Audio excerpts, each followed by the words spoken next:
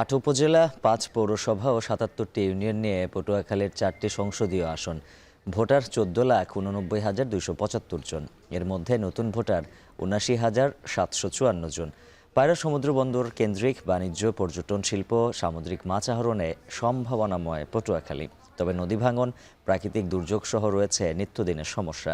ভোটারের ইশতেহারে এসব বিষয় কতটা গুরুত্ব পাচ্ছে তা জানাতে পটুয়াখালী ৪ আসন থেকে যুক্ত আছেন জসিম পারভেজ। জসিম, জানাবেন ভোটাররা কি ভাবছেন আগামী নির্বাচন নিয়ে, আর কতটা আশাবাদী তারা?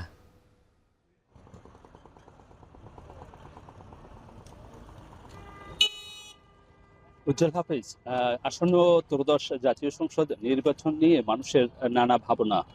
এখানে যে পটুয়াখালী ৪ আসনে আমরা রয়েছি, কলাপাড়া, রাঙাবালী, এই দুই উপজেলা নিয়ে এই আসনটি গঠিত। এই আসনের মানুষের অনেক প্রত্যাশা রয়েছে, কেননা আপনি জানেন যে এখানে যে পায়রা সমুদ্র বন্দর রয়েছে এবং একই সঙ্গে দেশের বৃহত্তর যে নৌ ঘাঁটি বা নৌজা শেরেবাংলা, সেটির অবস্থান এখানে রয়েছে এবং পর্যটন কেন্দ্র কুয়াকাটা রয়েছে। একই সঙ্গে এখানকার যে তাপ বিদ্যুৎ কেন্দ্র, বিদ্যুৎ উৎপাদনের যে হাব বলা হয় পটুয়াখালীর কলাপাড়া, সেটিও এই কলাপাড়ায় অবস্থিত রয়েছে এবং এখানে কিন্তু দেশের বৃহত্তর যে গতি সম্পন্ন ইন্টারনেট সরবরাহ করা হচ্ছে, সেটি সাবমেরিন ল্যান্ডিং স্টেশন এগুলো রয়েছে এখানে। Amrapali fruit syrup, real magic in every drop.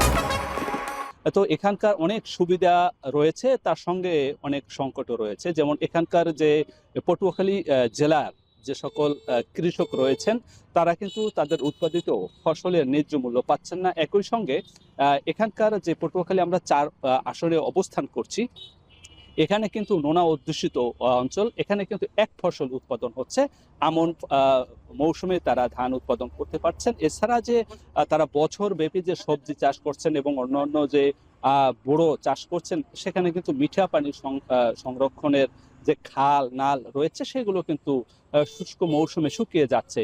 মিঠা পানি সংরক্ষণের অভাবে তারা কৃষিকাজ করতে পারছেন না, এই সংকটটিও রয়েছে। এবং একই সঙ্গে যে এই আসনে যে রাঙাবালী উপজেলা রয়েছে, সেটি কিন্তু বিচ্ছিন্ন একটি দ্বীপ।